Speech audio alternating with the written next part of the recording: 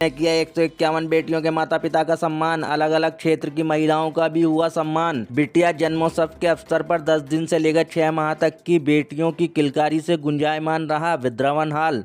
आपको बता दें, छत्तीसगढ़ रायपुर प्रदेश की प्रतिष्ठित सामाजिक संस्था नवसृजन मंच द्वारा बिटिया जन्मोत्सव का आयोजन किया गया। 10 दिन से लेकर 6 माह तक की बेटियों को गोद में लिए माता पिता सम्मान समारोह में पहुंचे। सामाजिक संस्था नवसृजन मंच द्वारा आयोजित बिटिया जन्मोत्सव आयोजन के अंतर्गत 151 बेटियों के माता पिता का सम्मान किया गया। संस्था नवसृजन के प्रदेश अध्यक्ष अमरजीत सिंह छाबड़ा ने बताया कि बेटियों के जन्म को प्रोत्साहित करने संस्था पिछले 8 वर्षों से आयोजन करती आ रही है, जिसमें अब तक हजारों परिवारों को इस आयोजन के अंतर्गत सम्मानित किया गया है। इस कार्यक्रम की मुख्य अतिथि महिला आयोग की सदस्य लक्ष्मी बघेल, महिला पुलिस अधिकारी प्रियंका शर्मा, मधु अरोड़ा, आभा मिश्रा, डॉक्टर निर्मता सिरमौर रहीं। प्रतिदिन खास न्यूज से छत्तीसगढ़ ब्यूरो मेगा तिवारी की खास रिपोर्ट।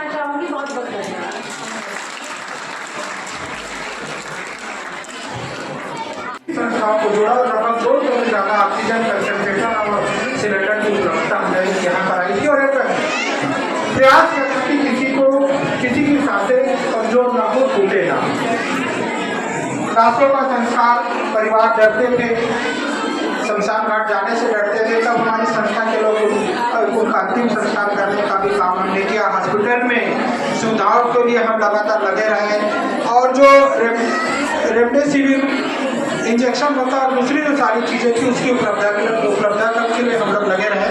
लगातार हमारे कार्यक्रम होते रहते हैं। हम लगभग 1 लाख दियों का वितरण भी दीप दान के रूप में करते हैं हर दिवाली में। इसके अलावा और बहुत सारे कार्यक्रम होते हैं। मैं अपनी संस्था के बारे में इसमें सारी चीज़ें बता रहा हूँ कि ये जरूरी होता है कि कोई संस्था काम करती है तो उसके बारे में जानना भी। और सबसे बड़ी बात है कि मंच पर यदि मैं बैठा हूँ और लोग कह रहे हैं कि संस्था के अध्यक्ष अमरजीत छाबड़ा, तो मैं अकेला उसके लायक नहीं। हमारे ये जो साथी हैं भाई किशोर महानंद जी, भाई देवाशीष मुखर्जी जी, मनीषा जी कहाँ है, सामने आ जाए। मनीषा जी सामने आ जाए, एक बार तालियां बजा दीजिए। तो उसके लगातार एक माह से मेहनत कर रही है।